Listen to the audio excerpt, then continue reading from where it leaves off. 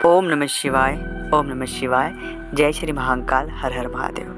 कभी कभी जाने और अनजाने में हम कुछ ऐसी बातें लोगों को बता देते हैं जिन बातों को हमें नहीं बताना चाहिए, लेकिन जब बात हम बता देते हैं, बताने के बाद हमें पश्चाताप होता है कि यह बातें हमें नहीं बतानी चाहिए थी, लेकिन तब बहुत देर हो जाती है और उन बातों का परिणाम हमारे जीवन पर बहुत बुरा हो जाता है। तो जाने और अनजाने में कुछ ऐसी बातें हैं जो कभी भी किसी के साथ साझा नहीं करनी चाहिए।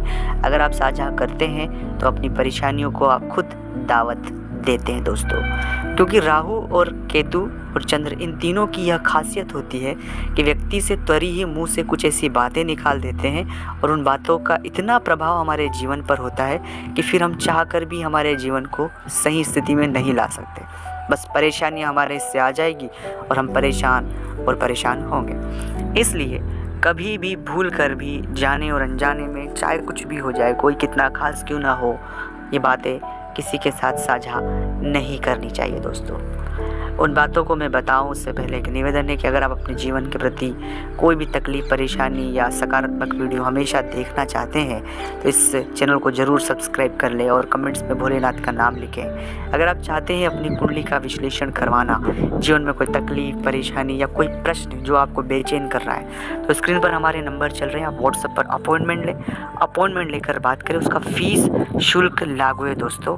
साथ ही साथ आपको जन्म तारीख, जन्म समय, जन्म स्थान पता होना अनिवार्य। अगर नहीं पता है, उस स्थिति में प्रश्न कुंडली से जवाब दिया जाएगा। जो आपका प्रश्न होगा उसके हिसाब से जवाब दिया जाएगा, उस समय की कुंडली के हिसाब से जवाब दिया जाएगा। सबसे पहली बात जो कभी किसी के साथ साझा नहीं करना चाहिए, धन। आपके पास कितना धन है, कैसा धन है, कहाँ से आया है, क्या है, एक जानकारी कभी भी किसी के साथ साझा नहीं करना चाहिए। जब भी किसी व्यवहार में अगर धन का आगमन हो जाता है, वो व्यवहार बहुत जल्द खत्म होने वाला है और खत्म होने के साथ साथ कई सारी चीज़ें खराब होने वाली है। अगर आपने किसी को उधार दे दिया है तो देकर भूल जाए, ये उम्मीद न लगाए कि फिर वापस आएगा, क्योंकि धन जब हम बता देते हैं तो मांगना लोगों का शुरू हो जाता है। हम नहीं दे पाते हैं या दे भी देंगे तो फिर वो वापस नहीं दे पाएंगे और कई सारी परेशानियां कई सारे जातकों को मैंने देखी है और ये सब कुछ अधिपत्र राहु के आता है। दूसरा है मन की बातें।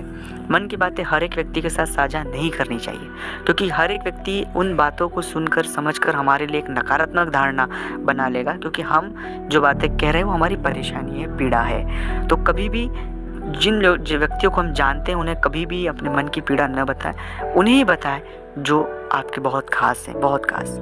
तीसरा है अपने माता पिता, भाई, पति पत्नी, आप दोनों सबके बीच जो भी सीक्रेट बातें, जो भी बातें हैं अपने घर परिवार की, जो सीक्रेट बातें, वो कभी भी किसी के साथ साझा नहीं करना चाहिए। उन बातों का बाहर आने से बिल्कुल नकारात्मक इम्पैक्ट होता है और आपके बीच और सामने वाले के बीच, परिवार के बीच में दरार डालने का आप खुद ही मौका देते हैं, दूसरे की ज़रूरत नहीं है। चौथा, मंत्र जप। आप कितना मंत्र जप करते हैं, कब करते हैं? गुरु मंत्र किसी के साथ साझा नहीं करते हैं। ओम नमः शिवाय।